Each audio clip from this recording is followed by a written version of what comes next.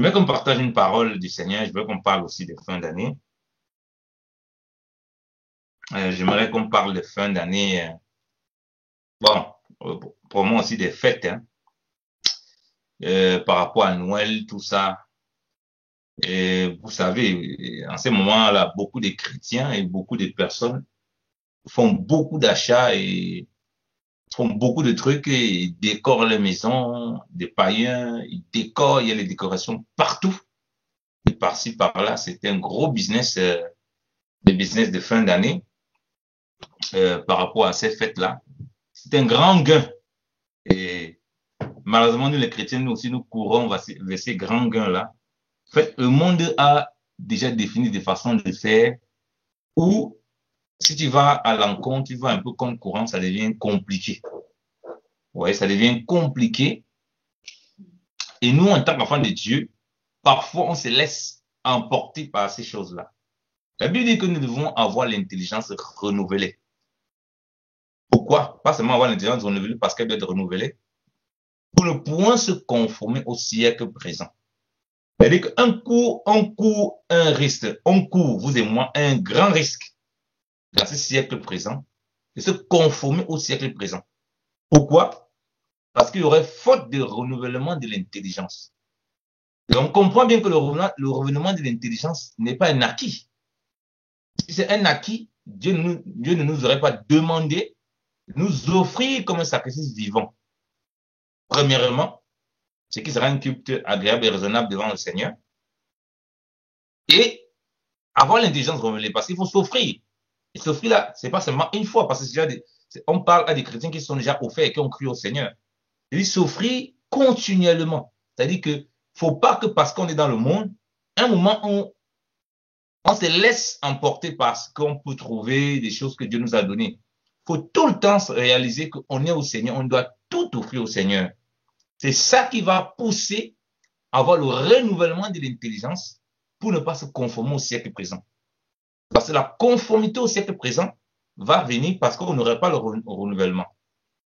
Donc, on voit des chrétiens dans la Bible qui, à un moment, n'ont pas eu le renouvellement de l'intelligence, se sont retrouvés effectivement en train de retourner sous la loi. Vous connaissez de qui il s'agit? Il s'agit des chrétiens de Galates. Paul était tellement choqué que tout ce qu'il avait enseigné sur la foi, ils avaient abandonné. C'est-à-dire que, il dit, Jésus-Christ a été dépeint aux yeux de ses frères. Il était dépeint. C'est-à-dire qu'on a décrypté, développé, alléluia. Ils ont vu des grands prodiges, des grands miracles. On a décortiqué, on décortique, on les a, tac, tac, tac, on a pris la loi et le prophète Moïse, on a décortiqué, tac, tac, on a point par point. Comme quand le Seigneur a pris les prophètes et la loi et les prophètes pour décortiquer parents de Christ lorsque les disciples étaient sur la route d'Emmaüs. Vous voyez bien dans le Seigneur. Donc, il a décortiqué. Paul retrouve que ces chrétiens-là, ils sont retournés à se faire circoncis, à faire toutes ces choses. Pas que se faire circoncis était un problème, mais à se mettre vraiment sur le joug des œuvres de la loi. Donc, il y a eu l'intelligence qui n'a pas été renouvelée un moment. Et ces choses ont commencé à venir peu à peu. Ce ne sont pas les choses qui sont venues d'un coup. C'est des choses qui viennent toujours peu à peu. Et qui s'installent. Et facilement, on ne s'en défait plus. Or là, on parle encore même des œuvres de la loi qu'on voit dans la Bible. Imaginez-vous déjà que même les œuvres de la loi qu'on voit dans la Bible, les gens les pratiquent. Et il est difficile pour eux de s'en débarrasser. Alors, vous pouvez vous imaginer, quand les choses ne sont pas encore en dehors de la parole de Dieu, selon le train-train de ce monde, comment il sera difficile pour ces gens-là, parce que l'éloignement est encore profond. Parce que dans la Bible, au moins, on peut dire que tu restes dans les Écritures, dans les choses du Seigneur, même si ton intelligence n'est pas renouvelée, donc tu ne comprends pas quel temps, quelle saison, il y a un peu de la confusion. Mais lorsque tu te retrouves avec ce train-train concernant les choses du siècle présent de ce monde, alors, te détacher de ça devient très compliqué. Voilà pourquoi l'enseignement que nous avons partagé sur la marche par l'esprit, que j'avais partagé sur la marche par l'esprit, je voulais parler de coutumes et de traditions. Lorsque tu commences à rentrer dans une mentalité coutumière et traditionnelle, il n'y a plus l'intelligence, le renouvellement de l'intelligence. Que tu deviens plus intelligent selon Dieu pour connaître et discerner quelle est la volonté du Seigneur, quelles sont les voies du Seigneur. Et tu te conformes au siècle présent. Je dis que tu adaptes l'évangile par rapport au siècle présent, comme il dit toujours. On ne peut pas adapter. La parole de Dieu, elle est pour toutes les époques. Donc, il n'y a pas un moment où on va adapter ça. On ne peut pas l'adapter. Donc, elle traverse les âges. Donc, ce n'est pas une époque, l'époque-ci, machin. Il n'y a pas ça. Ça ne va rien changer. La substance de la parole de Dieu, la vie du Seigneur qui est au travers de sa parole, ne change pas du tout et ne va jamais changer. Peu importe si les langues des hommes changent, tout ça, la substance ne va jamais changer. Vous voyez? Or, le gros problème qui fait en sorte que, comme je dis, on est dans ces fins d'année, il y a beaucoup de traditions, les gens sont dans la frénésie des fêtes et tout ça, les gens pensent à tout prix d'y faire, parfois sans s'en rendre compte. Exactement comme les gens dans le monde font, acheter toutes sortes de choses pour mettre chez eux, même des choses qui ne les servent à rien, parce que c'est le temps des fêtes. Vous savez, quand nous on était petits au pays, moi j'ai grandi dans des familles pauvres, hein. La fin d'année, c'était le poulet. Donc, il y avait ta tenue de fin d'année. Donc, étant petit comme ça, là, chacun portait sa tenue. Il sortait, chaque maman devait sortir la tenue de l'enfant. Vous sortez, vous baladez au quartier, chacun doit avoir la tenue de l'autre. Donc, on était encore des enfants ignorants. Et les parents nous mettaient dans ces conditions. Nous, on était moulés comme ça. Donc, on savait que la fin d'année, le jour de Noël, chacun doit, si on ne mange pas le poulet, le jour, on doit manger le poulet. Et on doit sortir avec une sape. Vous voyez qu'on a grandi avec ça. Donc, le monde nous a façonné comme ça. On a grandi avec ça. L'intelligence n'est pas renouvelée. On voit les gens qui rentrent dans le Seigneur et qui continuent dans ça. Alors qu'on doit aller comme le vent. On doit aller contre le courant pour se démarquer du raisonnement du monde et la mentalité du monde. Vous voyez des chrétiens qui entassent d'argent en fin d'année, uniquement pour la fin d'année. Donc, l'année commence, donc ils ont préparé qu'en fin d'année, on doit acheter ça, parce qu'il faut qu'on fasse ça, ça. Et parfois, beaucoup d'argent. Et on se conforme au siècle présent comme ça. Et beaucoup ont dit acheter aussi les trucs pour les enfants. Parce que, ah non, vraiment, c'est comme ça, tous les enfants, il faut les faire comme ça. Et l'enfant rentre aussi dans cette coutume, dans cette tradition, ne sachant pas comment c'est. Et il grandit dans ça, et il n'est pas enseigné convenablement. Et du coup, le chrétien étant dans cette tradition, il ne peut plus dire la vérité sur certaines choses. Maintenant, il accepte même des choses qui lui-même sait que c'est faux, mais il accepte. Comme la fête de Noël, comme le Père Noël, qui n'existe pas, qui est une affabulation, qui est même un blasphème. Parce que le Père Noël est la figure du diable. Pourquoi? Parce que c'est Dieu qui apporte la vie et qui donne la vie éternelle aux gens. Et donc, qui donne les cadeaux, qui donne des présents, qui a donné la vie aux hommes. Mais on a remplacé ça par un Père Noël qui veut donner les cadeaux quand les enfants sont en train de dormir. Et une chose qui est aussi grave, aussi écartée de la parole de Dieu. On enseigne ça aux enfants. Mais nous, chrétiens, on l'accepte parce que l'intelligence n'est pas renouvelée. On ne réalise pas la gravité et la portée de cela. Moi, je me rappelle tout petit, mes parents, en fait, de Noël comme ça, pendant le Noël, on me donnait les cadeaux maintenant la nuit. J'avais attrapé ma mère, parce qu'on disait que le Père Noël devait venir. J'avais attrapé ma mère en train de venir mettre mon cadeau, je en dessous de mon oreille. Après, elle est sortie en fuyant, elle courait. Elle dit que c'est quel Père Noël qui soit en courant que je suis. C'est quel Père Noël qui soit en courant que je suis. Parce qu'on ne fait comprendre que petit Papa Noël, quand il vient, on va le voir. Et regardez bien les figures de Père Noël. Quand tu descendras du ciel, regardez les figures. Alors qu'on nous parle du Seigneur qui va descendre du ciel. Et qui est descendu du ciel, Jésus-Christ, pour nous donner. Dieu a tant aimé le monde qu'il a donné son Fils. C'est-à-dire qu'au fait que Dieu lui-même est descendu par Jésus-Christ. Il a donné le cadeau du ciel, Jésus-Christ de Nazareth. On a plus le soi-disant Santa Cruz là. On a commencé à enseigner ça aux enfants. Alors que c'est une hérésie totale qui va à l'encontre de la parole de Dieu. Parce qu'un vrai cadeau qui est venu du ciel. Jésus dit que le pain qui descend du ciel, vos pains manger la manne. Donc Dieu a donné la manne. La manne, c'est quoi? C'est un peu comme le Père Noël qui donne les cadeaux. Les gens faim, ils vont manger, ils ont besoin de cadeaux, ils ont besoin de choses pour se réjouir. Dieu donne la manne. Dieu fait descendre le pain. Voilà. Il dit, voici le vrai pain. Voilà le vrai cadeau que Dieu vous a envoyé. Donc, on doit voir le cadeau. Quand on doit voir les présents, on doit voir le présent des présents. Jésus-Christ qui nous a été donné de la part du Père pour que l'homme le reçoive, il ait la vie. Voilà le vrai cadeau, le vrai présent de Dieu. Il est le pain de vie. Et c'est le meilleur cadeau que l'on peut recevoir. Le diable détourne ça. Il fait maintenant des fantaisies en nous présentant quelqu'un qui descend du ciel, qui apporte le cadeau. Alors c'est Dieu qui donne le cadeau, Jésus-Christ. Et c'est Christ qui descend du ciel, qui se donne lui-même en cadeau et qui nous apporte le cadeau. Quel est le cadeau qu'on a reçu par le Seigneur? Il s'est donné lui-même, on l'a reçu comme cadeau. Mais quels sont les autres cadeaux qu'on a reçus? Vous connaissez, il y a beaucoup de cadeaux.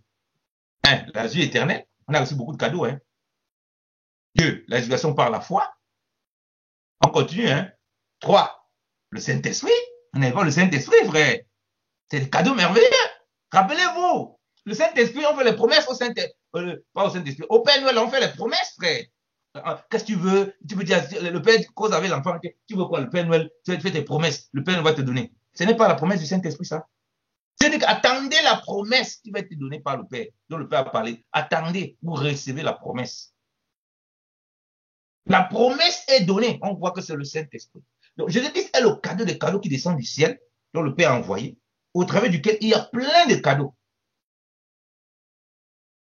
Vous voyez? Donc, on voit toute la figure du mystère de Christ, de Dieu notre Père en Jésus-Christ, qui est matérialisé, qui est singé par un truc fantaisiste, qui est faux, et qui éloigne l'homme de la vérité de l'évangile. Et puis, on attribue ce Noël à Jésus-Christ, à Dieu. Et les églises font comme si de rien n'était. Alors que non seulement le concept du Père Noël et de Noël, c'est une hérésie totale. En plus de cela, beaucoup de gens se vautrent dans ça et vivent d'une façon incroyable. Il y a même dans des pays où on a séparé. C'est dans des pays qui m'ont dit que ont séparé Noël et le machin. Ils ne veulent plus qu'on mélange Noël à Jésus-Christ. Parce qu'ils veulent qu'on reconnaisse que c'est une fête païenne, qu'il ne faut pas qu'on associe ça à une histoire des chrétiens, des christianismes. Ils ne veulent plus. Mais aujourd'hui, dans les églises, ce n'est pas parfois exprès, comme dit, il y a les frères qui ne comprennent pas. À cause de quoi? Comme dit, le redoulement de l'intelligence n'a pas été fait. Donc, beaucoup de nos frères, ce n'est pas tradition. Moi, je dis la tradition est très dangereuse. Parce qu'avec la tradition, surtout parmi les chrétiens, déjà, on voit ce qui fait la tradition en s'appuyant même sur la Bible, c'était les problèmes. C'est les problèmes, ça nous créait tellement de problèmes. Lorsqu'on fait encore les traditions en copiant les choses du monde, en les acceptant comme ça, là, alors qu'on voit que ça déforme la parole de l'évangile. Moi, jamais le Père Noël ne peut pas accepter qu'un enfant amène une histoire de Père Noël chez moi. Je dis, mais tu te rends compte de ce que ça veut dire? Qu'on est un homme que tu ne connais pas, qui est invisible, que vous ne voyez pas, qui n'existe pas, qui descend du ciel, qui donne des cadeaux. C'est une abomination. On veut remplacer Dieu par une idole. C'est quelle histoire ça? Et les enfants commencent à faire les promesses au Père Noël. Donc, on invente un Dieu qui n'est pas le vrai Dieu, auquel les gens croient. Et on fait croire aux gens de rejeter le vrai Dieu. C'est ça qu'il faut comprendre. Beaucoup d'enfants rejettent le vrai Dieu. Beaucoup de parents rejettent Dieu. Mais quand même, il enseigne à son enfant qu'il y a un Père Noël. Il faut croire à ça. Il va te donner les cadeaux. Ah.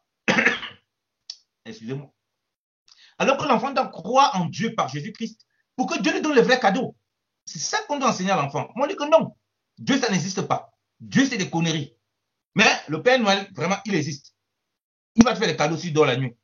La nuit, le papa va acheter les cadeaux. Il se fait passer pour le Père Noël. Donc, ils ont substitué le Seigneur et se mettre eux-mêmes là en imaginant un Dieu païen, en imaginant un truc démoniaque. En réalité, c'est ça. Ça peut choquer, mais c'est la réalité. Qui défigure les choses de Dieu. Et à l'église, non, on s'installe là, c'est normal. Voilà, Noël est venu, Père Noël est venu. Voilà, on partage, on parle de ça aux enfants et tout, machin, truc et tout. On partage les cadeaux aux enfants, on leur fait comprendre que c'est Noël. C'est une abomination. C'est une abomination. Quand Dieu fait sortir les enfants d'Israël de l'Égypte, quand il les ramène pour la terre promise, bien aimé, Dieu dit bien qu'il va les séparer, qu'il doit être séparé de ces nations. Il doit y avoir une distinction entre eux, qu'il ne doit pas copier les autres nations, ni les coutumes de faire. L'Église, dites-moi, en quoi l'Église se distingue aujourd'hui, même des nations? L'Église pratique tout ce que les nations pratiquent. En quoi? L'Église ne se sépare pas. Les gens sont dans la frénésie d'acheter des choses en fin d'année. Nous aussi, on est dans cette frénésie d'acheter des choses en fin d'année. Mais c'est quelle histoire ça? qui achète même des choses, je vois c'est un frère, il achète des choses qui ne lui servent même à rien dans sa maison. Il dit, frère, tu achètes tout ça, c'est à quoi? C'est l'esprit de Noël, l'esprit de fin d'année. Il dit que non, oh frère, c'est la fin d'année, il faut se faire plaisir. C'est où? C'est ce que Dieu t'a dit. Tu ne trouves plus ton plaisir dans la loi de l'Éternel, tu ne trouves ton plaisir dans le Seigneur. Il faut que tu copies le monde. Tu n'as même pas les moyens, mais tu entasses l'argent jusque pour la fin d'année. Changeons de façon de faire. Ce n'est pas comme ça. Il faut avoir l'intelligence renouvelée. Il ne faut pas se conformer au siècle présent. Il faut prendre position pour la parole de vérité. On ne veut plus prendre position. Il ne faut pas prendre position pour la vérité. Et on ne peut pas enseigner le mensonge. Mes enfants, ils sont à la maternelle et tout ça. Non, pas à la maternelle, à l'école, là, David Philippe, tout ça. C'est clair, je l'ai dit, hein, voilà. Si on vous fait chanter les Noël là-bas, vous êtes vous ne pouvez pas refuser de chanter, tout ça, vous êtes là-bas. Mais ils savent que Père Noël n'existe pas. Ils savent que Noël, ce n'est pas la naissance de Jésus. Je dois leur enseigner la vérité. Je ne peux pas participer à ça. Quitte à eux maintenant, demain, quand ils seront grands, mais au moins tout petits, ils ont compris que non, ça n'existe pas. Que même s'ils voient n'importe qui, on va leur dire que c'est une invention des hommes. Mais on a fait croire aux gens que ça existe. Pourtant, on refuse de croire en Dieu. On va dire aux gens que Dieu, c'est une invention. On rejette. Mais l'autre invention, là, on dit non, non, non, il faut croire à cette invention. C'est une bonne invention. Ça, on l'impose à tout le monde. Mais Dieu, on le rejette. On l'impose à personne. On ne veut pas l'imposer. On dit non, non, ça, il ne faut pas. Et nous, on accepte ça. Ça, c'est pas acceptable. Si, en faisant ça, c'était l'esprit, les hommes étaient un peu justes. En faisant ça, ils présentaient aussi Dieu de la même façon. Donc, ils présentent ce Père Noël, on aurait accepté. On dit, ah, ok, là, il y a un équilibre. Ils disent que bon, il y a plusieurs dieux. Va le Dieu Père Noël, va le Dieu Père de Jésus-Christ. Bon, choisissez votre Dieu là, parmi ces dieux là, vous vous battez. On aurait compris. Mais ce n'est pas ça. C'est qu'on a chassé Dieu, vrai Dieu, qui donne le vrai cadeau, et qui nous donne le cadeau des cadeaux. Jésus-Christ de Nazareth, qui lui-même nous donne toutes les promesses, tous les autres cadeaux qui dépendent. Donc, il se présente comme lui-même un cadeau, et comme le donateur des cadeaux. On l'a mis de côté. On l'a emballé dans l'histoire de Noël de sa naissance. On s'est arrêté à sa naissance. Hein. On a amené l'histoire de Noël de naissance de Christ. Et puis on l'a balancé de côté. On a pris le Père Noël et Noël, on a mis là-bas. On vend toutes sortes de produits et de machins. L'Église catholique est à la base de ça. Mais quand les chrétiens se votent dans sa fin d'année, ils coupent acheter toutes sortes de produits de Noël, toutes sortes de machins de Noël, toutes sortes de gâteaux de Noël, toutes sortes de trucs avec chapeau. Le gâteau même qui a la tête de Père Noël, les petits lutins de Père Noël qui vont manger, qui font film avec, qui font tout ça. Quand les chrétiens se votent dedans, moi je pose la question, quelle est la différence dans l'Église catholique? Donc les chrétiens continuent à être comme les protestants de l'époque qui disaient qu'ils étaient les catholiques réformés. Et que les protestants de la réforme, c'était normal à l'époque parce qu'ils avaient la foi à leur niveau, ils avaient l'éclairage à leur niveau qu'ils ont eu. Mais aujourd'hui, ceux qui disent qu'ils sont tellement éclairés, mais où est la différence? En quoi on se distingue? En quoi on prend position pour la vérité du Seigneur? Comment on peut laisser enseigner des faussetés comme ça dans le monde? Et à nos enfants, on ne leur dit pas la vérité. À nos frères et sœurs, comment on peut faire? Parce que l'intelligence n'est pas renouvelée. À cause de quoi? À cause qu'on s'est adapté à la coutume. On a accepté la coutume, c'est devenu quelque chose de normal. Dans notre marche en tant qu'enfant de Dieu. Béni le Seigneur. Or, c'est ce qui n'est pas bien. Ce n'est pas correct. Nous ne devons pas cautionner de telles choses, bien évidemment, le Seigneur. Nous ne devons pas accepter de telles choses. Dieu voulait que son peuple soit mis à part. Son peuple le serve étant à part. Son peuple le glorifie étant à part. Son peuple ne se conforme pas au raisonnement des païens, au fonctionnement des païens. Que son peuple soit détaché des coutumes des païens. Déjà, même les coutumes, qu'on dit qu'il y a même parmi là qu'il faut éviter déjà dans les choses du Seigneur, on a du mal. S'il faut encore rajouter des trucs païens, ça ne va pas. Et on se mélange à l'intérieur, frère. Quelle distinction nous montrons? Même les témoins de Jéhovah, dont on dit qu'ils n'ont pas le Saint-Esprit, dont les gens disent qu'ils ne sont pas sauvés, eux-mêmes, ils reconnaissent que Père Noël, c'est les conneries, et Noël, c'est les conneries. Moi, j'ai été choqué quand j'ai cru, quand je suis venu parmi les chrétiens, j'ai vu que ces choses-là, ils disent non, frère, on sait que Jésus n'est pas né le 25, ce n'est pas ça le but, et tout. Mais comment vous dites que Jésus n'est pas né le 25, ce n'est pas ça le but? Vous dites aux gens d'abandonner les coutumes au village. Vous dites aux gens d'abandonner les pratiques de coutumes des péchés. Mais vous venez encore les mettre sur des coutumes païennes. Il y a un problème. Pourquoi vous ne prenez pas position par rapport à ça? Ah, c'est comme ça a été fait depuis longtemps. Non. C'est pas comme ça a été fait depuis longtemps. Même vous achetez les trucs qui sont éducatifs, que ça mène Noël, ça parle de Christ. Il faut faire comprendre aux enfants que même comment mène Noël là, Jésus n'est pas né ça. Il n'est pas né ce jour. On achète des bouquins pour nos enfants sur l'évangile, on parle de la naissance de Christ. Moi, je veux comprendre que ce n'est pas Noël, Jésus n'est pas né un 25. Donc, c'est parce que il y a des bons livres comme ça. Mais on les fait comprendre que ça, il faut changer. Il faut effacer. Ils ne devaient pas faire comme ça. Mais comme le livre est bon, même si là-dedans, ils ont emballé ça avec Noël, on va retirer cette histoire de Noël-là. Le contenu, le fond, on prend. Ceux qui n'ont pas le discernement ne vont pas faire comme ça. Et ils vont tout pomper aux enfants. Les enfants grandissent avec une fausseté. Le jour plus grand, ces enfants-là, on leur dit que l'histoire de Noël, là, ce n'était pas vrai. Leur foi est ébranlée. Parce que tout petit, on ne les a pas enseignés dans la bonne parole, on les a enseigné le mensonge. Et on les a fait croire au mensonge. Comment on peut faire croire à un enfant que Père Noël existe, alors qu'on sait bien que c'est une foutaise?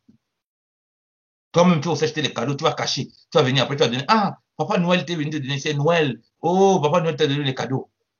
Ça, c'est quelle histoire, ça? Frère, ce n'est pas sérieux. L'Église doit se séparer, doit se mettre à part. On va lire Lévitique, hein? Lévitique chapitre 20. Quand Dieu, quand Dieu sépare son peuple, Dieu dit quelque chose qui est important. Lorsqu'il va dire qu'il ne devait pas manger séparer la bête nette et la souiller, et l'autre, il ne rendait point à vos personnes en mangeant des bêtes et des oiseaux immondes, ni rien. Bon, on va lire Lévitique 20, à partir du verset 25. Je vais lire. C'est pourquoi séparez la bête nette de la souillée, l'oiseau net d'avec le souillé, et ne rendez point abominable vos personnes en mangeant des bêtes et des oiseaux immondes, ni rien qui rampe sur la terre, rien de ce que je vous ai défendu, comme une chose immonde. Vous me serez donc saints, car je suis saint, moi l'Éternel, et je vous ai séparé des autres peuples, afin que vous soyez en moi. Alors, vous connaissez la portée spirituelle de ces animaux, des souillés et des purs, qui montrent l'impureté, la pureté avec les païens, avec des choses impures. Voilà pourquoi le païen qui ne connaissait pas Dieu, dans les autres nations qui ne connaissaient pas Dieu, il était vu comme des impurs. En réalité, ça montrait le péché, ça montrait les choses impures qu'il peut y avoir dans le monde. Vous voyez, qui ne glorifient pas le Seigneur et dont on doit se séparer et qui sont attachés aux païens. Vous voyez, parce que le païen était impur parce que les choses qu'il faisait le rendaient impur. Parce qu'il touchait l'impureté, devenait impur. Rappelez ça sous la loi, quand tu touchais quelque chose de souillé, ça te souillait. Vous voyez? Voilà pourquoi les Juifs ne comprenaient pas, ils croyaient que c'est les païens qui étaient en eux-mêmes souillés. Mais ils ne comprenaient pas que c'était dû au fait que Dieu avait déclaré que ce qu'il faisait, ce qu'il touchait, qui était contraire à ce que lui, là, il a dit, c'était impur. Et du coup, par défaut, ça les souillait. Vous voyez donc, il dit maintenant, il nous a séparés des autres peuples. Alors qu'il les a mis au milieu de ce peuple. Il y avait des étrangers dans leur pays. Mais il y avait une séparation spirituelle qui faisait en sorte qu'ils ne devaient pas se souiller avec les bêtes que ces gens se souillaient. C'est-à-dire que dans ce qu'ils faisaient, dans ce qu'ils mangeaient, dans ce qu'ils touchaient, comment ils marchaient, ils devaient avoir une séparation avec la souillure. Les souillures des païens se retrouvaient dans tout ce que les païens faisaient. Dans les gens sacrifiaient aux idoles, l'idolâtrie, les bois qu'ils coupent partout, par-ci, c'est-là, mettre des machines, hein, tous ces idoles qu'ils avaient, des temples et tout. C'était la souillure. Et Dieu ne voulait pas qu'il y ait cette souillure. Or, comme je l'ai dit, derrière ça, sous la loi, on ne parle pas encore des démons. Mais derrière ça, il y a vraiment des démons. Voilà pourquoi Paul dit que ceux qui sacrifient aux idoles, ils ne sacrifient pas à Dieu, ils sacrifient aux démons. Alors que sous la loi ici, on ne voit pas ça. Dieu dit que c'est les abominations qui font tout ça. Ça a l'impression qu'on s'arrête là, c'est une histoire humaine. Mais plus tard, quand Jésus-Christ vient, il commence à chasser les démons, on se rend compte qu'il y a des démons derrière qui possèdent les gens vraiment et qui contrôlent. Regardez vous-même comment la fin d'année arrive. Regardez avant que les gens n'arrivent. Regardez les degrés de jus de lumière que les gens font. Ils achètent, ils l'embrisent partout, partout. Regardez comment les gens gaspillent. Frère, c'est comme si on a mis une puce. Regardez la fin d'année ici, comment il y a l'histoire de confinement là. On s'arrange quand même qu'il faut que les gens fassent le commerce et les affaires fin d'année. Parce qu'il faut que l'argent rentre. Et en fait, c'est comme si on a piqué ça à quelqu'un. On a comme si on a touché. Les gens ne peuvent pas faire autrement. Il y a un esprit terrible qui se manifeste, qui fait en sorte que les gens sont poussés à dépenser, être dans la dépense. Et pas seulement dans la dépense, dans la jouissance charnelle. Même c'est un qui dit que le 25 dans sa naissance, Jésus, mais pendant qu'il dit ça, il est dans l'impureté totale, dans l'alcoolisme, dans toutes sortes de pratiques lugubres qui ne glorifient pas Dieu. Mais il dit que c'est pour la naissance de Jésus. Il en dit, joyeux Noël, Jésus est né aujourd'hui, il en le bois, il pique, il est né Jésus, santé à toi mon frère. Il sent que le soulève fumé dans toutes sortes de choses, on ne peut imaginer. Mais là, le chrétien dit non, c'est pas grave. Alors qu'il faut lui présenter que non, c'est un truc, soit disant que saint là, que Christ est saint. On peut pas le mélanger à des faits qui pervertissent les voies du Seigneur. Comment Jésus-Christ, il est censé nous dire de nous dépouiller? Soit disant les faits là, c'est pour le Seigneur, mais c'est où on voit l'argent couler à flot pour acheter toutes sortes de trucs. Il y a un problème. Ça va à l'encontre de ce que le Seigneur demande. Au contraire, à la fin d'année comme ça, si on se rappelle que Christ est vraiment venu, les gens devaient penser à mettre l'argent ensemble pour aider quoi? Aider les démunis, aider les pauvres. Quand les fins d'année arrivent, les gens demandent, regardez vous-même ce qui est dépensé. La scène nous demandait un témoignage, quelqu'un qui avait de l'argent, qui est venu qui a fait acheter des vêtements incroyables alors que dans sa boutique, dans leur boutique, alors que c'est le confinement, un peu même pas sorti utiliser ça. Les gens ne pensent qu'à eux. Fin d'année, si vous avez vu quelqu'un qui pense aux orphelins, aux pauvres, non, non, c'est quoi l'histoire ça? Quand la fin d'année arrive, il faut se remplir soi-même, il faut remplir son magasin soi-même. Les gens remplissent. Alors qu'en fin d'année, si on disait que c'était vraiment pour Dieu, et que bon, on se souvient un jour que c'est la fin d'année. Le système qui est mis en place pour ces choses veut dire, ah, comme on se souvient que soi-disant Christ est mort, il faut vraiment qu'on se rappelle que il est mort pour des pécheurs, il est mort pour les pauvres, comme l'a dit l'Esprit du Seigneur sur moi, il m'envoie évangéliser aux pauvres, tout ça. Qu'on se souvient des gens qui sont démunis, des gens qui sont orphelins, des gens qui sont dans la rue, des gens, le Seigneur est venu, on était sans père, il nous a donné un père, on était sans époux, il est devenu notre époux. Vous voyez, on était errant ça et là, il nous a donné un toit. On nous montre comment il est venu sauver. Pourquoi il n'y a pas cette synergie pour tous ces millions qui sont dépensés, ces milliards, pas les millions, ces milliards qui sont dépensés, de prendre ça dans les pays où on fait Noël, évidemment les pays soi-disant laïcs ou chrétiens. Pourquoi il n'y a pas ça? Même si les gens sont laïcs même. Pourquoi ils ne peuvent pas penser que bon, comme c'est Noël, là, soi-disant s'attacher à Christ, spécialement, on doit cotiser. Pourquoi lorsque ça, quelque chose, on veut rattacher ça à Dieu indirectement ou directement, pourquoi c'est toujours un endroit où on dépense l'argent pour soi-même, pour les choses? Je ne comprends pas. Alors que quelque chose qui renvoie à Christ nous renvoie au salut, au prix qu'il a payé pour nous. Donc, comme quoi, on doit payer le prix pour les autres. Donc, vous voyez que ça déforme totalement la pensée du Seigneur. Ça ne se rapproche en rien de la frénésie des fins d'année et du 25 de Père Noël là, à ce que le Seigneur attend. S'il y a un moment où on doit penser même à faire des cadeaux, c'est aux enfants qui sont démunis parce que les nôtres, ils sont tout le temps avec nous, on parvient à leur donner, on parvient à leur donner des choses. Donc, s'il y a un moment où on dit que ça se rattache à Noël, mais vous voyez que la mentalité du monde, ce n'est pas comme ça. La mentalité du monde est poussée vers le gain. Vous devez dépenser. Vous devez gaspiller. Les boutiques doivent tourner 1000 à l'heure. Les commerces doivent tourner 1000 à l'heure.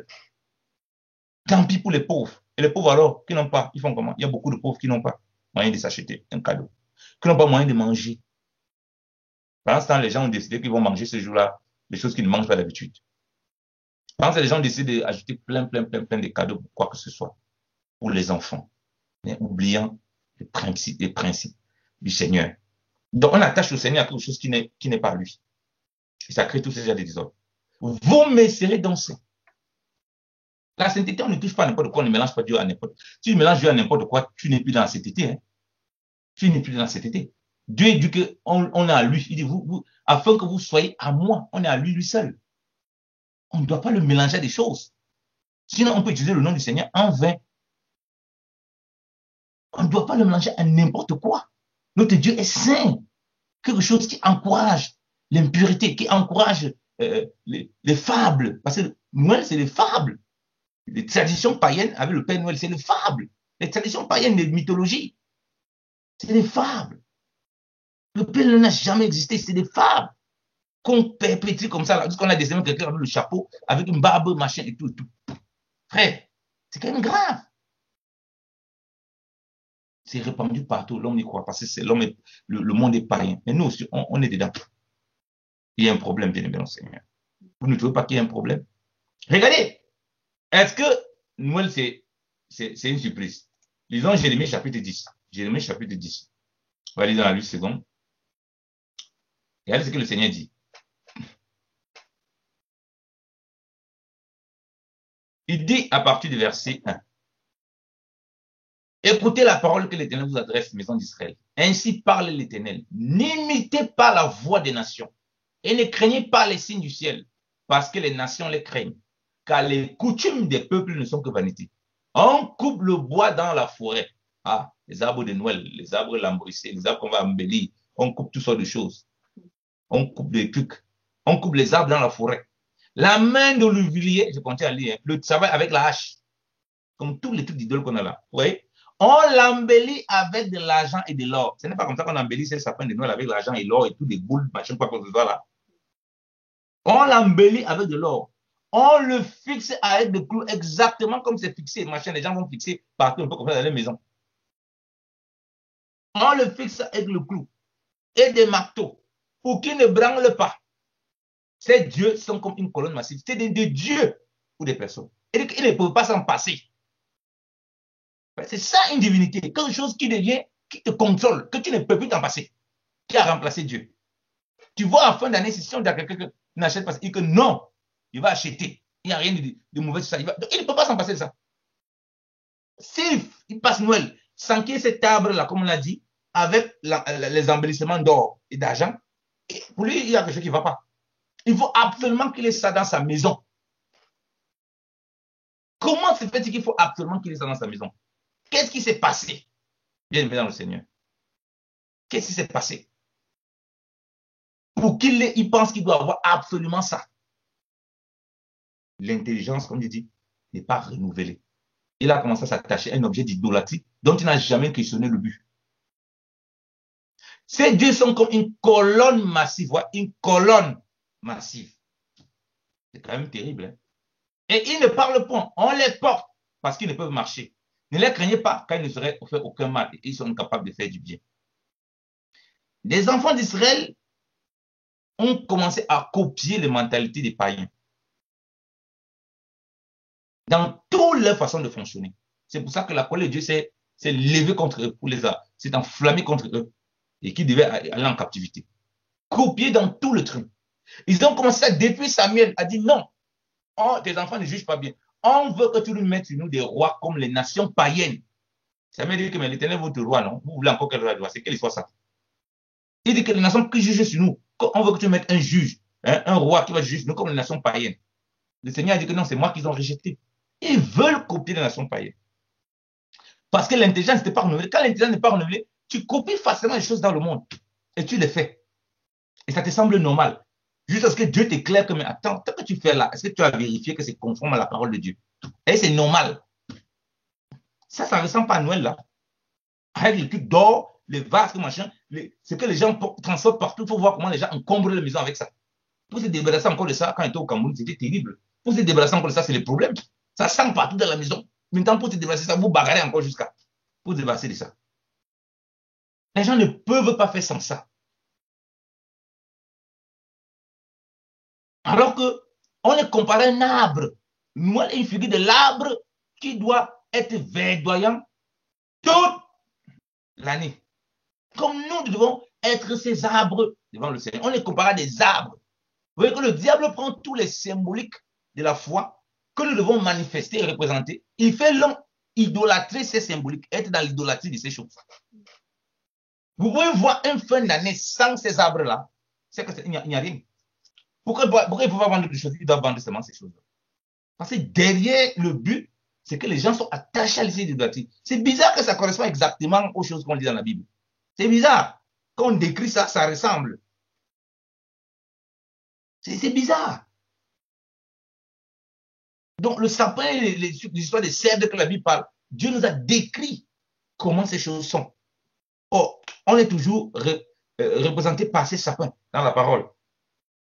Par ces arbres. On est toujours représenté par cela. Est-ce que c'est pour ça qu'on va mettre les arbres chez nous? Non. Parce que Dieu a mis ça dans la nature pour nous enseigner que voilà comment vous devez être. Voilà ce qu'on attend de vous. Mais l'homme qui ne comprend pas, il prend ça, il en fait une idolâtrie. Pareil, le jeu de lumière qu'il y a dehors, là, que les gens mettent là, qu'est-ce que le Seigneur nous dit? Vous êtes la lumière du monde. Et quand le Seigneur dit que vous êtes la lumière du monde, est-ce que c'est parce qu'il veut qu'on achète des lampes, on met dans la maison? Il veut que c'est nous qui brillons. Regardez ce que le monde fait. Le monde détourne l'évangile. Il dit que non, fin d'année, il faut mettre quand la fin d'année finisse, pour montrer que le monde marche dans les ténèbres, on retire ces lumières-là, on garde. Donc, on va encore attendre 10 mois plus tard, on va commencer à mettre encore les lampes.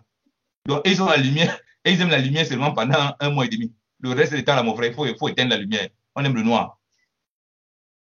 Voilà exactement l'enseignement du monde que nous, on copie. Et quand on reprend, on répète comme les perroquets. Donc, la lumière est censée représenter nous, la lumière. Donc, quand tu vas voir le païen, tu dis que non, je ne mets pas ça chez moi. Ah, pourquoi?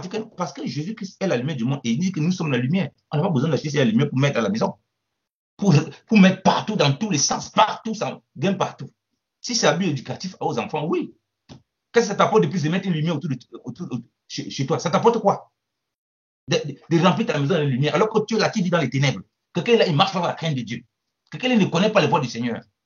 Quelqu'un là, il a un comportement de farouché malade. Il se comporte mal au boulot, il se comporte mal dans sa famille. Il ne produit pas les fruits de l'esprit, mais il prend la lumière, il met les jets de lumière autour de lui. Ça, c'est à quoi? Ce n'est pas s'enfoncer davantage, ce n'est pas se moquer de Dieu. Les choses qui sont censées représenter la lumière du Seigneur, mais il n'allait pas cette lumière. Voilà pourquoi c'est terrible ce que le monde fait. Ils mettent la lumière, mais on voit qu'ils mettent pour un petit temps, mais ils ne veulent pas la lumière du monde. Mais ils veulent quand même mettre la lumière là, alors que la lumière était faite du jour pour dire que la lumière luise. Donc, au lieu que les hommes voient cette lumière, vous voyez qu'ils mettent un petit moment. Comme à l'époque, en fait, la lumière que vous mettez là, vous savez qu'il y a quelqu'un qu'on appelle la lumière. C'est lui, qu'est-ce qu'est la lumière? Ah non, non, non, il n'a jamais existé. Mais il prend la lumière, il met tout le temps. Le Père Noël, là, vous savez qu'il y a Dieu, Dieu est notre Père, et qu'il a vraiment donné un vrai cadeau, à savoir Jésus-Christ, son Fils, pour que nous soyons sauvés. Il a donné le cadeau pour la vie éternelle. Non, non, non, Jésus-Christ n'existe pas. Mais par contre, il croit au Père Noël. Par contre, il doit mettre des lumières tout le temps en fin d'année. On dit, pourquoi tu mets ça? C'est comme ça que tout le monde la met. C'est beau, c'est joli. Un esprit qui va toujours à l'encontre de la parole de Dieu. Mais nous, on reste, on ne dit rien. On copie aussi. C'est le temps que nous allons à la repentance, que nous montrons des fruits qui glorifient le Seigneur. Donc, cet esprit-là va dans un esprit, comme je dit, où les gens gaspillent, hein, où les gens blasphèment le nom du Seigneur, où les gens attribuent les choses au Seigneur qui ne sont pas à lui. Où les gens pratiquent l'idolâtrie. Ils prennent des arbres, ils mettent chez eux, qu'ils embellissent. Alors que vous savez vous-même que Dieu nous a plantés comme des arbres qui doivent produire des fruits, qui doivent être agréables au Seigneur en toute saison, en tout temps. C'est ça que Dieu nous appelle. Dieu nous présente comme tous les figures d'arbres, les arbres qui donnent les fruits, les arbres qui sont verdoyants en toute saison. Dieu nous présente dans toutes les formes. C'est ça qu'on doit aller présenter aux gens. Mais nous aussi, on copie ça, on prend ça, on met dans la maison. On est là, ah, joyeux Noël, joyeux Noël. On est dans l'esprit des mensonges aussi. On ment, on tourne, on fait ces choses. Que le monde le fait, ça c'est une chose. Que le monde le fasse, ça c'est une chose. Mais que nous copions bêtement, et on n'est pas capable de l'expliquer. Mais en fait, l'arbre que tu prends là, tu sais qu'on a la signification d'un arbre dans la Bible. Écoute, je vais te prendre la Bible, tu vas voir, tac, tac, tac, c'est que la Bible dit par rapport à l'arbre. Tu vois, Dieu ne veut pas qu'on cherche à regarder les arbres chez nous, on cherche à faire le truc. Dieu veut qu'on soit comme cet arbre. Est-ce que tu es réellement cet arbre-là? Est-ce que ta vie ressemble à... Ce n'est pas l'arbre en lui-même qui est un problème, c'est l'attachement que tu as à cet arbre et que tu ne comprends pas les choses spirituelles que ça révèle. Mais nous, on n'est pas à ce niveau. Nous, on est vautrés dans le bourbier comme les autres là. Tu prends l'arbre qui est vert, tu mets chez toi. Toi qui connais la parole de Dieu, tu sais bien que tu dois être vert en tout moment. Tu dois produire la vie, les bonnes œuvres. Parce que les fruits, les herbes représentent, les feuilles représentent les fruits, les œuvres, autant pour moi. Donc, tu dois produire tout le temps les bonnes œuvres qui glorifient le Seigneur. Mais tant que tu produis des œuvres qui ne glorifient pas Dieu, tu prends ça, tu mets chez toi. Et ça ne te condamne pas davantage parce que tu le prends, c'est que peut-être tu ne t'en protèges pas. Mais c'est un objet d'idolâtrie parce que tu ne peux pas t'en passer déjà de ça. Quand on dit que non, il n'y aura pas ça, tu dis non, c'est impossible, tu ne peux pas faire Noël sans ça. Parce que déjà, tu vois, tu es conditionné à pas Noël. De deux, ta vie ne reflète pas cette verdure-là que l'arbre est censé représenter. Attends, tu ne vois pas que ça devient un objet de condamnation pour toi? Il y a un problème. Tu mets ça chez toi, tu ne t'es pas avec ton mari, vous ne causez pas, mais tu mets quand même l'arbre, tu dis joyeux Noël, tu mets avec les lumières, tout ça, tu mets ça là. Et joyeux Noël. On dit non, frère, vous êtes extrême, l'église, machin. Ce n'est pas l'extrémité, c'est la vérité. La vérité, c'est la vérité, on ne peut pas l'altérer. Noël n'est pas une fête chrétienne. Noël n'a aucun fondement chrétien. Que ce soit biblique, que ce soit même coutumier. C'est une coutume païenne qui était rattachée aux choses de Dieu. Point barre. Même une coutume chrétienne, ça ne l'est pas. C'est une coutume païenne qui a été rattachée aux choses de Dieu. Point barre. Parce que les coutumes chrétiennes, qui peuvent être des coutumes que voilà, on a dit qu'on va faire la coutume. Un exemple d'une coutume chrétienne. La fête de Pâques, il y a quoi? Comme par exemple la mariologie que l'Église catholique font, que l'Église catholique fait. C'est-à-dire que la fête de Marie, l'Assomption de Marie, ils ont inventé. Ça c'est leur coutume. Mais là, c'est de l'emprunter du monde et puis on a attaché ça aux choses du Seigneur. Et ça, c'est très grave. Il faut le dénoncer avec véhémence, avec sagesse aussi. Mais nous sommes en train de dire, donc je parle ouvertement pour qu'on comprenne ces choses-ci ne vont pas du tout. Regardez, on nous compare à l'arbre, non? Revenons dans Jérémie 17. Regardez, j'ai parlé de Jérémie 17. Jérémie 17.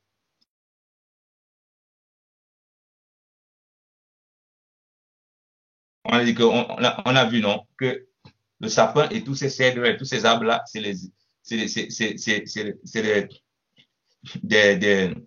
arbres, c'est des, on peut dire arbustes, tout ça. C'est tous ces choses qui sont vers de l'arbre dont la verdure demeure. Regardez comment on est présenté. On est présenté exactement comme ces figures de ces arbres-là. Il n'y a pas que le sapin, tout ce qui est de la famille des sapins. OK? Alors, Genèse 17, à partir du verset 7. Quelqu'un peut faire la lecture avec moi pour m'aider, s'il vous plaît. Lecture 7 au verset 8.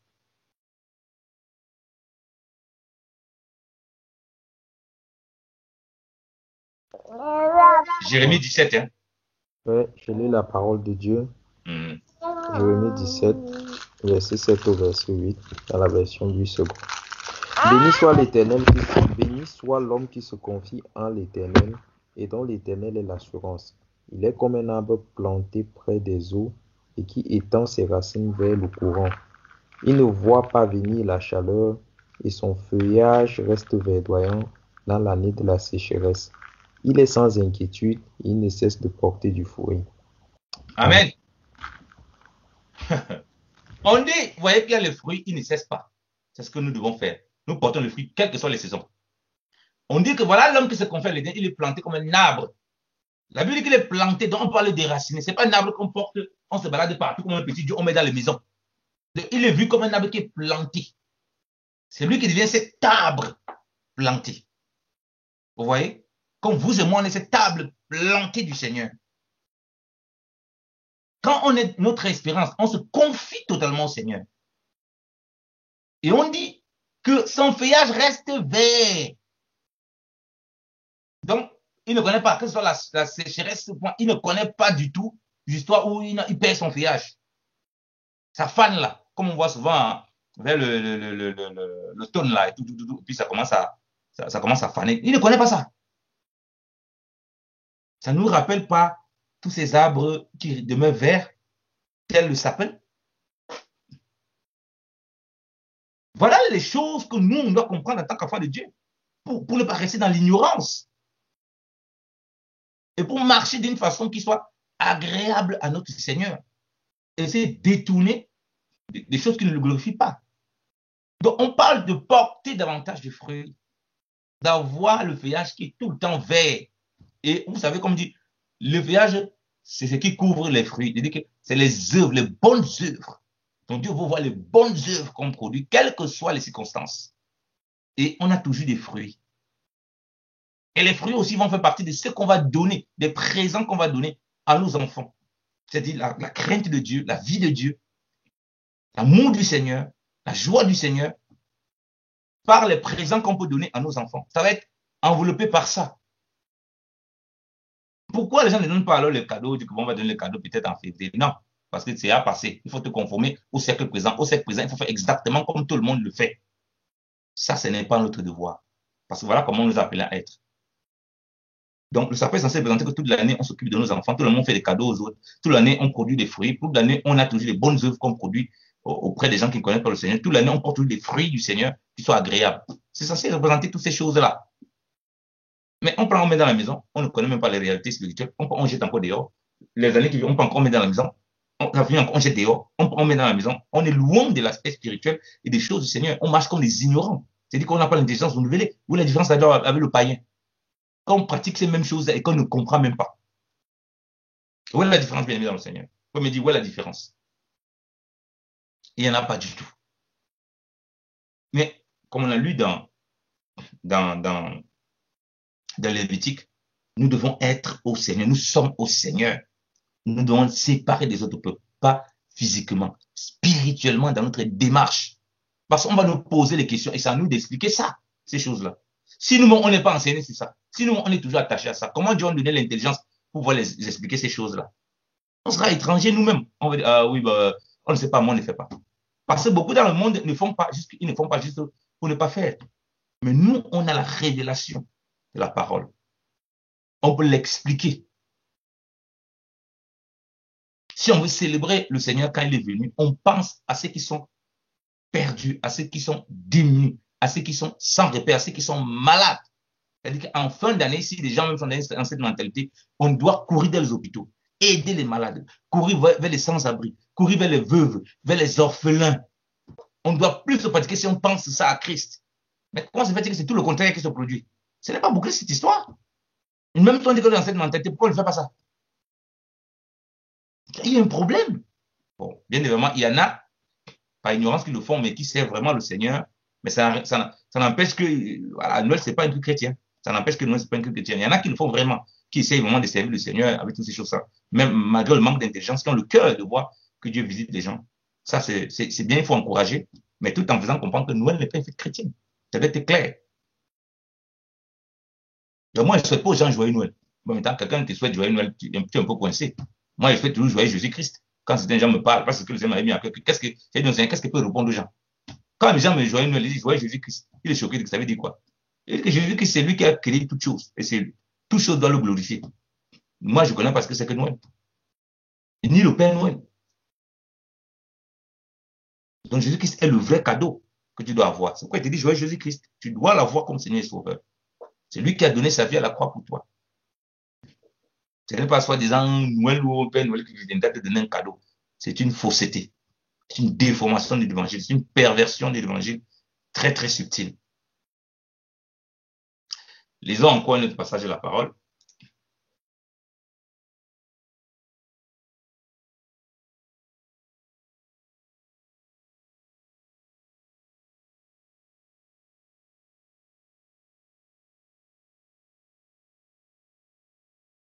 Alors, je suis encore chez Ézéchiel. Ézéchiel, on va lire Ézéchiel.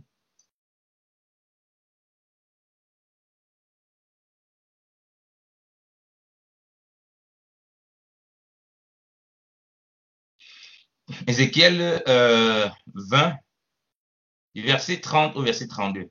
Tu vas lire, Marius?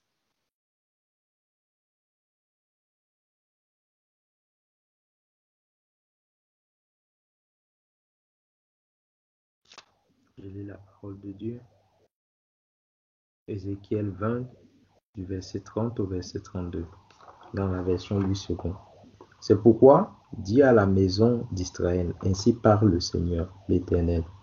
Ne vous souillez pas à la manière de vos pères et ne vous prostituez pas en suivant leurs abominations. En présentant vos dons, en faisant passer vos enfants par le feu, vous vous souillez jusqu'à ce jour par toutes vos idoles. Et moi, je me laisserai consulter par vous, maison d'Israël. Je suis l'Éternel, je suis vivant, oracle du Seigneur, l'Éternel. Je ne me laisserai pas consulter par vous.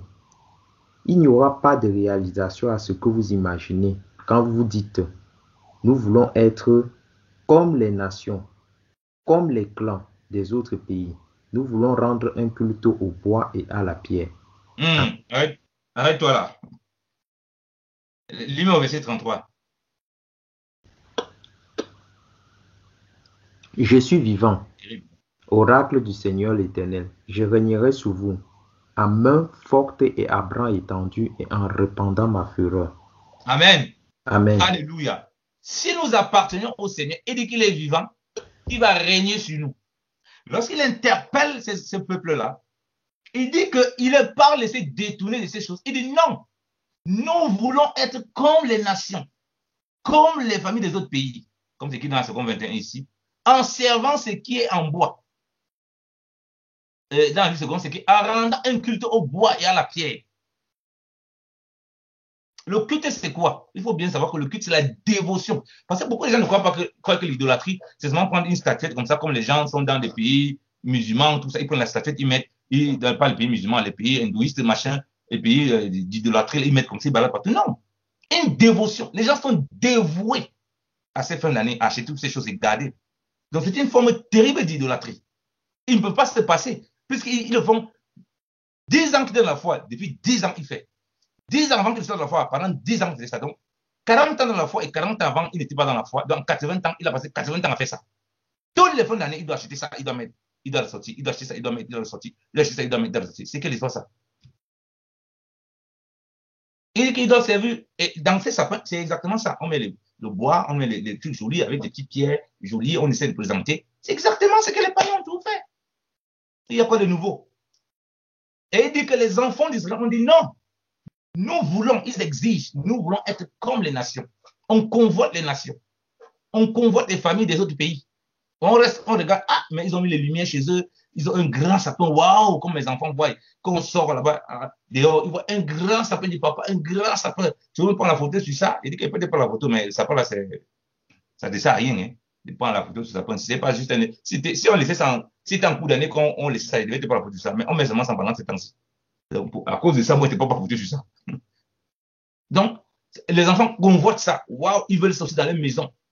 On veut être comme les autres familles des nations. Donc, on pousse les enfants à convoiter des choses qui périssent et qui deviennent des objets d'idolâtrie dont on ne peut pas s'en passer. Or, Dieu dit que ce n'est pas ainsi.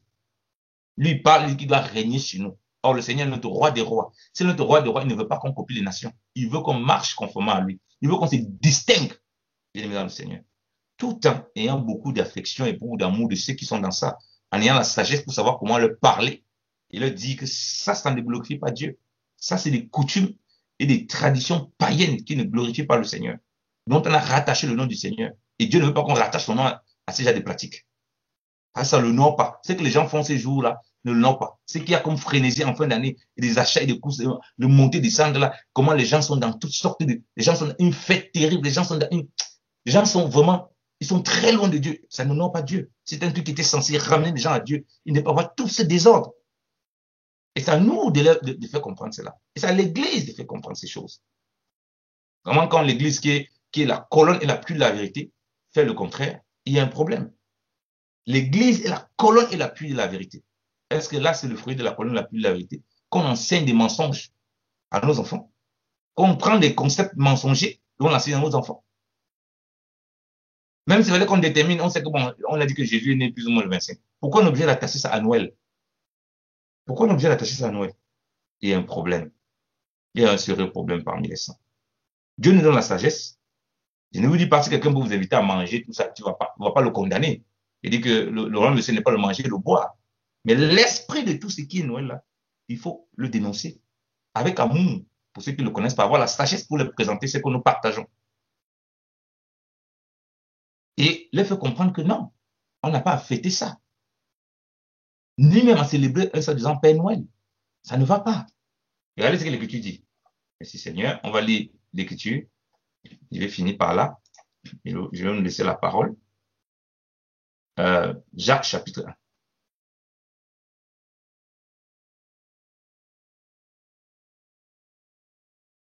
Regarde, Marie, tu peux lire le verset 1, Jacques chapitre 1, le verset 16 au verset 18.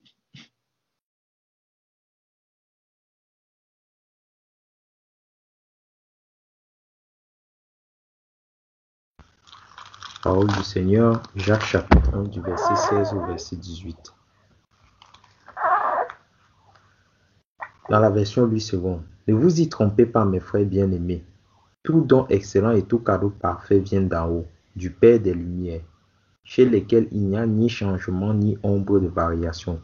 Il nous a engendrés selon sa volonté par la parole de vérité, afin que nous soyons en quelque sorte les prémices de ses créatures. Amen. Ne vous y trompez pas. C'est-à-dire que si on nous montre qu'un don excellent vient de quelqu'un d'autre, on est en train de nous tromper. Donc le Père Noël, c'est une séduction.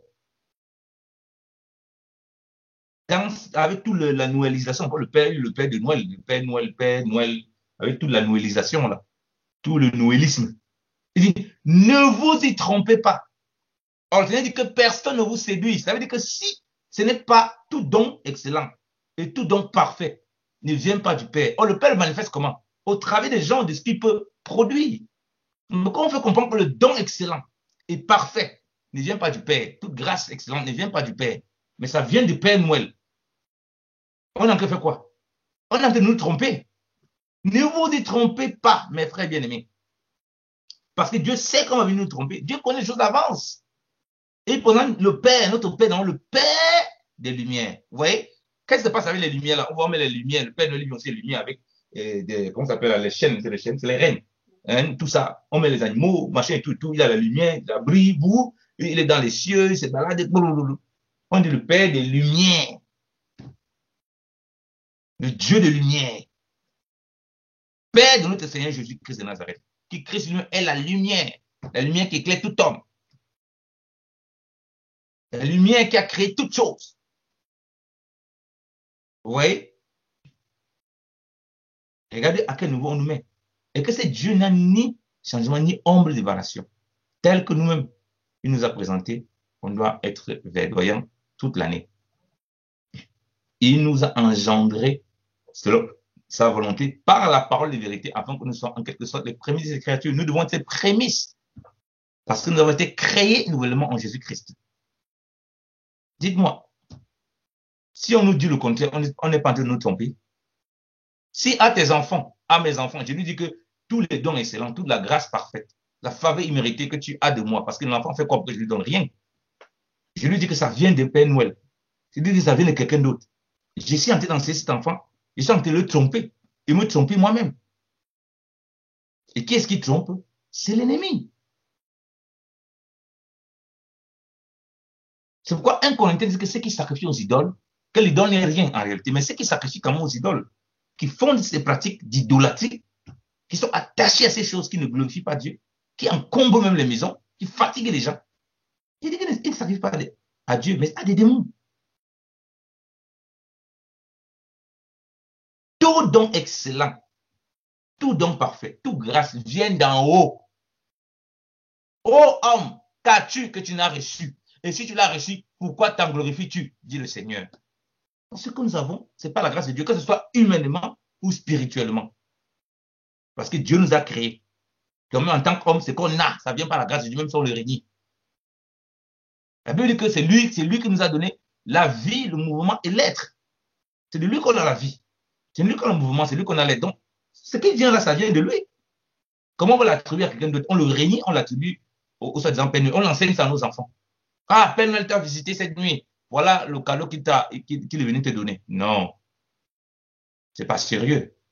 Mais la même personne ne croit pas au Seigneur, ne croit pas en Dieu, croit que Dieu n'existe pas, mais il croit quand même qu'il y a une invention qui fait ressembler à Satan. Parce que c'est Satan qui veut tout prendre la place du Seigneur. Mais si le Seigneur n'est pas le Père Noël là, le Père Noël là qui est là, c'est qui?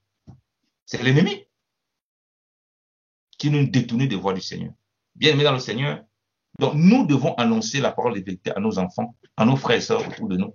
Et nous devons nous-mêmes nous disposer pour vivre l'aspect spirituel de ce que la Bible dit que le diable essaie de singer et ramener plutôt dans des choses de distraction. Nous devons nous démarquer en cette génération, surtout en ces temps compliqués. Les églises, dans les assemblées, dans les endroits, ils doivent enseigner la parole de vérité. On dit bien, on relit le verset 18 dit, il nous a engendrés selon sa volonté, par la parole de vérité. Comment on est engendré par la parole de vérité? Mais de nos bouches, ce n'est pas la parole de vérité. Et on accepte les choses qui ne sont pas acceptables. Comment on peut accepter qu'on associe notre Seigneur à un culte autant païen, à un culte qui ne glorifie pas Dieu, à un culte qu'on associe à un Père Noël qui donne des cadeaux alors que c'est le Seigneur. À un truc où les gens font toutes sortes de choses pendant ces moments-là, sauf marcher dans la crainte de Dieu. Comment on peut l'associer? Nous, on l'accepte. Ça peut être par ignorance, on ne se rend pas compte. Mais Dieu ne veut plus qu'on marche par ignorance parce qu'il veut qu'on ait l'intelligence renouvelée. C'est l'intelligence renouvelée qui fait en sorte que, hey, ça c'est la coutume. Moi, quand j'ai cru, c'était clair. Maintenant, tu vas avoir la sagesse, comme il dit, quand tu avais des gens, tu ne vas pas les condamner, tu comprends qu'ils ne comprennent pas, tu vas essayer de les faire comprendre les choses, que non, toi, tu n'es pas dans ça, on t'a même mangé, peut-être, tu vas peut-être aller manger avec quelqu'un, mais tu vas profiter pour lui prêcher l'évangile, pour arrêter dans l'évangile, voilà, Jésus n'est pas né le 25. J'ai des collègues que j'ai connus qui m'avaient demandé à l'époque, à mon ancien boulot, mais j'ai Noël manger, que non, je ne fais pas Noël, ah, mais tu es dans naissance de Jésus, que non, Jésus n'est pas né le 25. Il dit, ah bon? Oui. Tu vois qu'on lise dans la Bible, quand Jésus vient, on le visite, il y a les bergers qui sont dehors et tout ça. Moi, je ne pense pas que c'est vraiment en décembre. Hein. Comme il fait froid là, ils vont sortir avec où? Les bergers là-haut. avec les bébés. Je ne pense pas. Je doute fort que c'est à cette période-là. Ça, c'est un. De deux, mais ce n'est jamais dit qu'il est né le 25. De trois, Jésus vous a demandé de fêter sa naissance. Il a demandé à qui de fêter sa naissance. Et il demande de célébrer sa mort et sa résurrection. Vous fêtez sa naissance. Il a dit qu'il faut manger ça. C'est qu'il mange sa chair et boit son sang. Il dit que voici le sang, voici mon corps qui a été donné pour vous à la croix. Le sang qui a été donné pour vous. Hein, le sang de la nouvelle alliance. Il vous a demandé de célébrer sa mort et sa résurrection. Jamais il vous a demandé de célébrer sa naissance. La mort et sa résurrection, c'est ce qu'il nous a donné comme sacrement. Pas le repas du Seigneur. Il n'a jamais donné ce sacrement comme sa naissance. Quand il commençait à expliquer ça, il était choqué. Il dit que oui, c'est écrit dans la Bible, il n'a jamais donné. Oui, quand tu vois que Jésus est né tel jour, mais tu vas pouvoir lui faire cet honneur que les gens ont fait comment, puisque tu ne connais pas la date exacte. Mais par contre, tu ne connais pas la date exacte quand il est mort, mais tu sais qu'il a quand même laissé ça comme un sacrement, que voilà ce que tu dois répéter continuellement. C'est-à-dire que son pain et son vin, le pain et le vin qui représentent son corps et son sang. Voilà ce qu'il a laissé. Pourquoi aller plus loin? Ça n'a pas de sens. Et pourquoi s'installer dans ces genres de traditions? Donc, tout ce qu'on voit faire pendant ces périodes que le monde fait s'éloigne fortement de la parole. Bien évidemment, il y a des chrétiens qui prient ces moments, il y a des personnes qui célèbrent le Seigneur, mais gloire à Dieu. Mais l'esprit Noël doit être mis de côté au nom de Jésus. C'est un esprit de mensonge, comme la Seigneur dit, c'est un esprit qui ne glorifie pas le Seigneur. C'est un esprit qui éloigne les gens de la vérité de la parole de Dieu. C'est un esprit qui éloigne les gens de la pensée de Dieu. Avec ce Père Noël qui n'est d'autre que un usurpateur, c'est-à-dire que l'ennemi, qui représente tout l'ennemi, et qui se fait passer pour Dieu, c'est lui qui donne les cadeaux.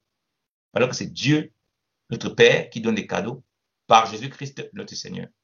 Je vais m'arrêter là, que le Seigneur nous bénisse abondamment et qu'il nous remplisse encore de sa parole.